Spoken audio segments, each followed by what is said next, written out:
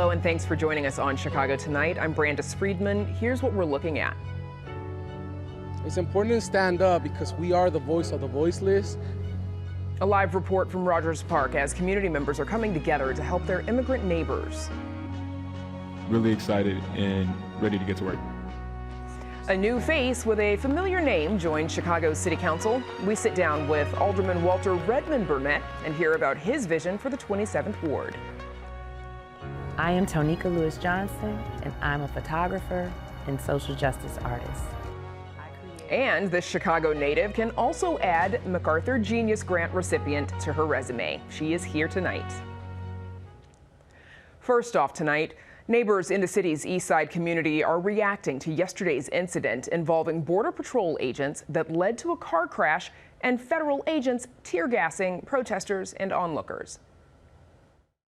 And every week since September 8th, we have heard of lawless arrests, murder, children crying, black men getting choked, women getting dragged out of their cars and slammed into the floor, babies getting tear gas, black and brown babies zip-tied, our families afraid of the helicopters as this federal administration tries to normalize demilitarization of Chicago and the state of Illinois. None of this is normal. None of this is right. That ain't right. Many local organizations say federal immigration agents are infringing on the Fourth Amendment rights of residents who are being arrested and detained. The group also says the federal government is violating the restraining order issued by a federal judge last week, barring the use of tear gas on protesters and journalists who are not an immediate threat. In a statement about yesterday's incident, the Department of Homeland Security says an undocumented resident allegedly hit a Border Patrol vehicle and attempted to flee. They say arrests were made and that a crowd eventually turned hostile and crowd control measures were used. A controversial fence near the ICE processing facility in Broadview has been removed ahead of last night's deadline that was set by a federal judge last week. Broadview officials sued the federal government over the 8-foot-tall fence, saying it was erected on a public street without a permit and blocked the Broadview Fire Department from accessing businesses in the area. Federal officials claimed the fence was necessary to protect agents and the building following numerous protests at the site. Illinois is among 14 states plus Guam that make up the new Governor's Public Health Alliance. The group is framing its mission as a way to share data, messages about public health threats, emergency preparedness and police, and as a way to rebuke the Trump administration. The collection of states includes the most populous in the nation, California and New York, and several others whose governors are considered possible 2028 presidential contenders. A spokesperson for the U.S. Department of Health and Human Services says the Democratic governors who imposed school closures and mask mandates during the pandemic are responsible for destroying public trust in public health. It's been a little over a month since the Trump administration's Operation Midway Blitz took over Chicago. Videos from across the city show confrontations between residents and federal immigration agents as they intensify enforcement operations. Governor J.B. Pritzker is calling on the Department of Homeland Security to explain what he describes as, quote, out-of-control operations and to account for the situations unfolding in local neighborhoods. Our Joanna Hernandez is live in Rogers Park to share how residents and local leaders are coming together in response to these developments. Joanna? Brandis, despite the risks, residents from neighborhoods like Rogers Park say that they are being targeted, so they are coming out to help the community. But despite that, they are forming groups to come out and warn the community of what is happening. Over the weekend, ICE agents were actually seen outside of this church, causing community outrage. So I go to St. Jerome all the time. I'm always here. My family had a business for 20 years. And now it's like nobody's here. Nobody's out here. Nobody's shopping. Nobody's going to the restaurants. Luis Islas describes the Rogers Park area as a ghost town. In recent weeks, the neighborhood has seen an increase of federal immigration agents. A video shared by a local resident shows community volunteers confronting an ICE vehicle. By blowing whistles and warning others in the area, Islas has joined the efforts to patrol his community. I feel like most of the groups that we have here in Rogers Park weren't expecting it, specifically how they came at us. They were very precise in the way that they got us, going to church, going to schools. Local businesses are also feeling the impact. Ruben Hernandez, who owns multiple businesses in the area, says foot traffic is at its lowest since the pandemic. En el 2000 se abrió y nunca había pasado una cosa como está pasando ahora. Tarde pasaba gente para San Jerónimo a mediodía y todo. In spite of increased ICE operations, the community is fighting back. Adriano Kalin, a social justice photographer and a volunteer with the Rogers Park Rapid Response Team, is one of many residents who take turns guarding the street on the lookout for ICE agents. People are scared, and rightfully so. People are traumatized. And the only war that is being implemented on Chicago is by the federal government. And it also really constitutes the fact that we don't have laws to handle this. Federal immigration agents on Tuesday deployed tear gas on a group of residents on the city's southeast side after a crowd gathered at the scene of a car crash involving those agents. Last week, a judge issued a temporary order barring the use of tear gas and other riot control weapons against protesters and reporters who don't pose an immediate threat. I know that not just here in Illinois, but in other states and in other cities, like, we are winning legal battles, right? For the enforcement and the protection, upholding the law and the rights of all the residents. We have a federal administration that continues to break the law.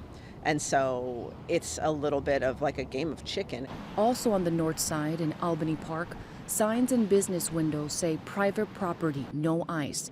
The area has also seen an increase in immigration operations, with one incident leading agents to throw tear gas on residents.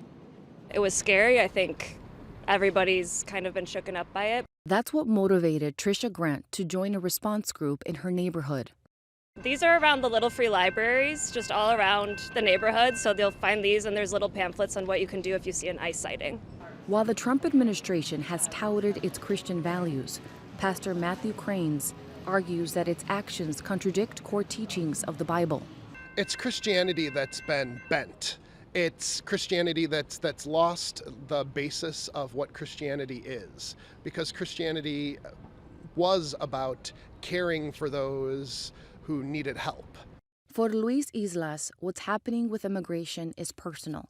A first-generation Mexican-American who says he watched his parents and community give to this country, only to be threatened by ICE. When communities stand up and when they do this stuff, they cannot do what they have been doing, and which is antagonizing our communities, harassing us. And within the hour that we've been out here, I've seen several people with those orange whistles around their neck, meaning that they are patrolling the area and looking out for ICE agents. And Brandis, as of yesterday, DHS reports 1,500 people have been arrested by ICE since Operation Midway Bliss began last month. But only 10 people have been identified having violent felony records. Reporting from Rogers Park, I'm Joanna Hernandez. I send it back to you. Joanna, thank you. Up next, one-on-one with City Council's newest member. Stay with us. Reflecting the people and perspectives that make up our communities, this story is part of Chicago Tonight, Latino Voices.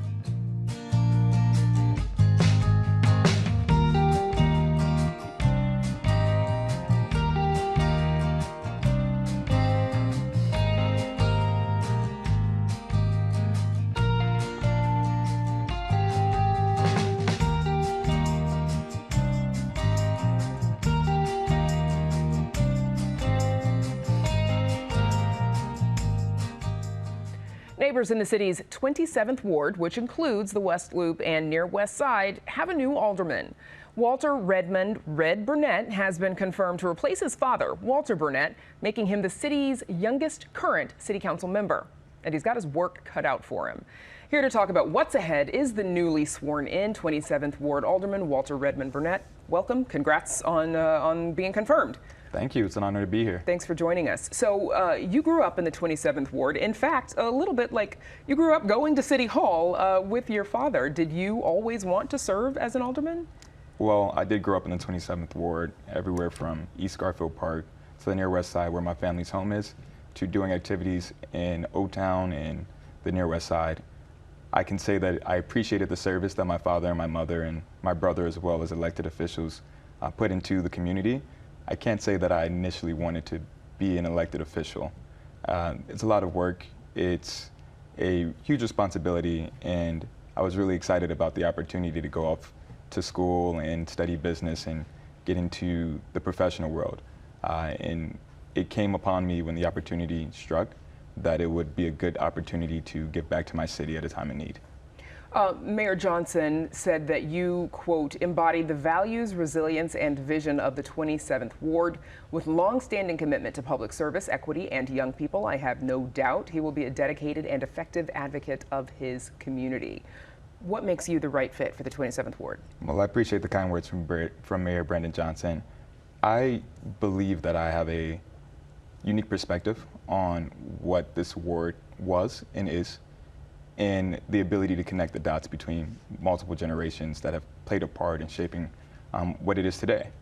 And it's super important to understand the history of the multiple communities that reflect the 27th Ward, from the histories of Cabrini Green and the near north side to the challenges of East Garfield Park, as well as the booming direction of West Loop and Fulton Market District.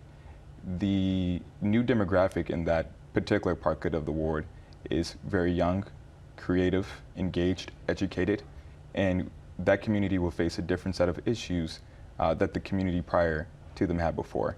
And so I look forward to the opportunity to help everyone transition through the next decade plus. So 7 other candidates also applied for the position. Clearly, you won. You're succeeding your father, as we mentioned. Now, some might see this as another example of the Chicago way, when the outgoing alderman's son gets the job. What do you say to that? And what have you learned from your father, from his years of doing this job? Yeah, and I understand the critique. It is a very natural one and one that is truly fair.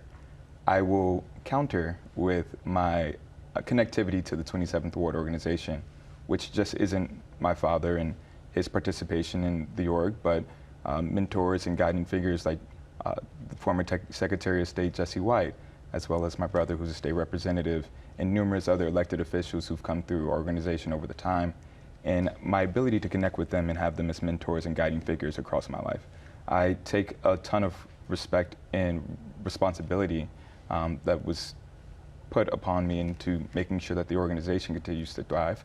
But I've also had the experience of leaving Chicago and working in a professional world to understand how the broader sense of our business community thinks. And I think it's even more important now that we figure out a way to combine the two perspectives of local community and a growing important business community in our city to come together to support our ward. That's right, because you were an investment banker for Goldman Sachs in New York, and you were also previously a principal for Hannibal Valley Company. You consulted on real estate, hospitality, and entertainment. How will you use your previous experience to work for the constituents in your ward? Yeah, I think it's extremely prevalent now.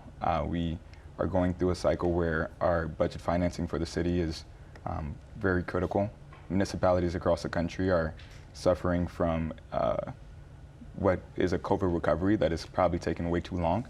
And it requires us to have a thorough analysis of what's going on with the way that we manage our money and possibly present new revenue opportunities. My background, both in investment banking and real estate private equity and real estate consulting, presents unique perspective on how we can continue to make 27th Ward an economic driver for the city of Chicago. And so I'm looking forward to working with all the partners to figure out how we continue to grow our economy, but also take care of the individuals who need the most help. Now, one potential hopeful economic driver, of course, is the new Bally's Casino in River West that will be coming to your ward. There are concerns, of course, amidst increased gentrification in the area. How are you prioritizing community members' concerns about rising rent prices and higher property taxes? Absolutely. The casino project that Bally's is bringing to the city will definitely change the River West community pretty drastically. And you're already starting to see some of that impact with the construction that's going on Chicago and Halsted. And so it's extremely important that we continue to support those local businesses that have been there for decades, as well as the constituents who tend to reside there. You know, we're working together with the community to hear out what their concerns are and what needs they have and how they're looking to continue to develop around the casino, and as well as figure out new ways to create new affordable housing and sustainable structures for those who own to stay in the neighborhood. So city needs to find a way also to bridge that $1 billion budget gap that's coming up. The mayor is, of course, making his presentation tomorrow. Where do you think you'll land on what's necessary to fill that gap? How do you feel about property taxes? Yeah, I'm looking forward to seeing what the mayor's administration puts forth. It's going to be a challenging budget. I'm excited to figure out a way to come together with my colleagues in the council as well as the administration to make sure that we put together and put forth a budget that not only helps us figure out the issues for this year, but think about things long term.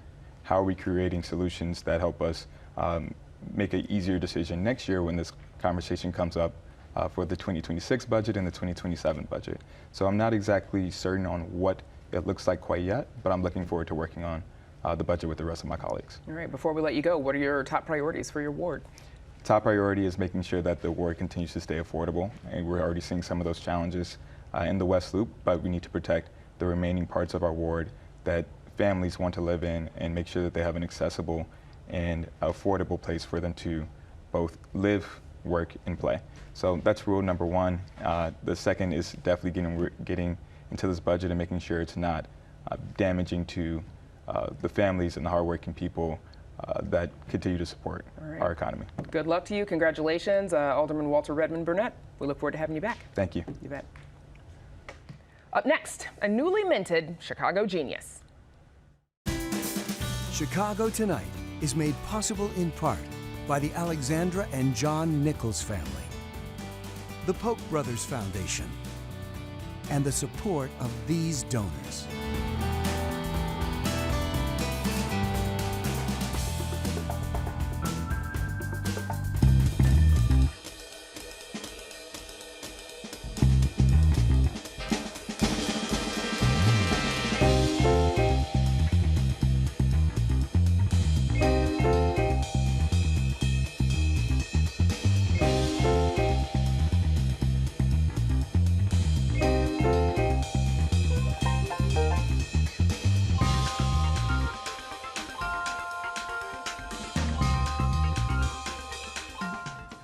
I sometimes refer to myself as a genius, but only in air quotes. But our next guest is a real-life genius. She's a familiar face on Chicago Tonight, photographer and social justice artist Tonika Lewis Johnson. She is among the 22 people named as this year's MacArthur Fellows, the award also known as the Genius Grant. The Inglewood native, she joins us now. Welcome back to Tonika Lewis Johnson. Congratulations. Thank you. How exciting has it been since last week? Oh my goodness, it's been just so amazing to be able to be recognized in this way. All of the messages and texts that I've been getting from everyone saying they're so proud, and to really uplift my neighborhood. You know, when people learn about me and my work, then they learn about my neighborhood. So we always knew that you were a genius, but it was nice that MacArthur would also would agree with us, because obviously we can totally take the credit. So Yes. Some of your major projects, they include the Folded Map Project, Inequity for Sale, and Yes. Unblocked Inglewood, all of which, of Yes. course, spotlight the history of discrimination, legal housing practices that kept Black Chicagoans out of home ownership. Why was this particular issue a source of inspiration for you? Because it pretty much colored every part of my life, and so many people that I know, but as a city as a whole, it's what we're facing: the racial wealth gap, the lack of Black home ownership, and then also specifically my neighborhood, and us having a problem with getting new homeowners. And so this issue has never gone anywhere, and I really wanted to help people understand how it's impacted us throughout history, but also the ways in which we have been resilient in trying to combat it and take care of our neighborhood. Your latest project, Unblocked Inglewood, started back in 2023 in partnership with the Chicago Bungalow Association. And the project reclaims vacant lots and restores homes along the 6500 block of South Aberdeen in Inglewood. We know that's, of course, a corridor that's been greatly impacted by segregation. How does that work? And how do you get people to sort of come together to work on this? Oh, well, first of all, the people were already working together. This block is full of people who are called my adopted grandparents because everyone on that block is over 65 years old. And when I put the landmarker on their block connected to my Inequity for Sale project, that's how I met this wonderful block of amazing people who just really needed support. They were helping each other in their own ways, trying to get home repairs, doing makeshift repairs, but they really needed some help with more significant repairs. And so this project was really just an effort to uplift what they've already been doing and bolster the work that they've been doing together. And so really just bringing some funds to help them do roof repairs, get the electrical work that they could not afford so that we can kind of offset the ways in which they have been depleting their own savings. We also have a clip from the Unblocked Inglewood Project documentary. This is the actual proof. This is the direct consequence of those land sale contracts. The very homes that Black people were denied the opportunity to own are now vacant lots, vacant buildings, and deteriorating buildings in this neighborhood. But then the next surprise was actually meeting people who, or the children of those people. Tell us about those people, the children, the descendants of the folks who were the victims of those land sale contracts. How does this history continue to touch communities? Well, it continues to touch us because it is the reason that we have so many vacant lots in Greater Inglewood. It is the reason that so many of our schools are underfunded and now closed. It is the reason that people were told to not go to Inglewood. And so it's really— Your other project, the book that you wrote, Don't Go. Yes. Exactly. It really aims to shine a light on all of the issues that people who have been invested and living in that neighborhood for decades are struggling and facing, and the support that they need, and the fact that they have been an engine in this neighborhood, and they have been trying to remain homeowners for decades without getting the support that they need. And so these people are just an amazing well of wisdom, but also they are the future us. We're going to age, and hopefully we want to age in place just like them. Community building, of course, it's central to the work that you do, especially in the Folded Map Project, which you started back in 2018. That is, of course, the project where you bring together map twins, people who live at corresponding addresses, one on the north side, one on the south side. What has been the most surprising outcome from that project? It being a demonstration that people care.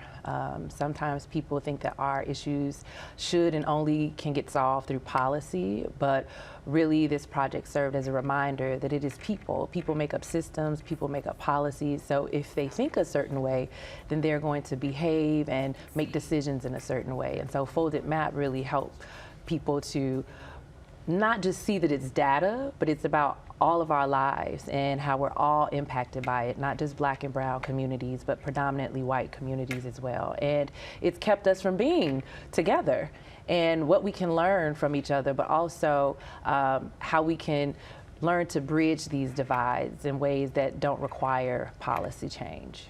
How can you remind people, because a lot of your work is about the people who are the story, them being a part of their own repair, right? Their own fix-up. And like you just said, it's not always going to be policy or the government or someone else solving the problem. How can you remind folks that they too can come up with their own way of solving a problem through community? Well, one, I think where we're at now, not only in this country, but in this city, proves that policy hasn't gotten us to where we want it to be, but the way that we show up for each other is how we continue to inspire, build hope, and then also help people see how they can be problem solvers in their own lives. And if the goal of segregation is to keep us apart, then we need to bridge the gap and start to learn more about each other, because then if you do that, then you can break down stereotypes, and if you break down stereotypes, then you can envision and create together. And so that's what I want my work to remind people that we can do, is that we have the power to start a movement and create change by simply disrupting segregation. So the MacArthur grant comes with this little $800,000 no strings attached payment or grant. What's next for you? What does that mean for you and your work? It means the freedom to have stability, to dream bigger, to not necessarily have to worry about my livelihood when I want to do large, bold projects. And also I want to help make my neighborhood more of an arts and culture hub. So that means thinking about investment, property, structures that can outlive me, but also to help, you know, have fun events in my neighborhood, you know, that isn't attached to one project. Well, you know who to call when Yes. you do. Tonika Lewis Johnson, congrats. Thanks again for joining us. Thank you so much. Of course. And we're back to wrap things up right after this. Reflecting the people and perspectives that make up our communities, this story is part of Chicago Tonight, Black Voices. And that's our show for this Wednesday night. Stay connected with our reporters and what they're working on by following us on Instagram at WTTW Chicago. And join us tomorrow night at 5:30 and 10. Now, for all of us here at Chicago Tonight, I'm Brandis Friedman. Thanks for watching. Stay healthy and safe, and have a good night.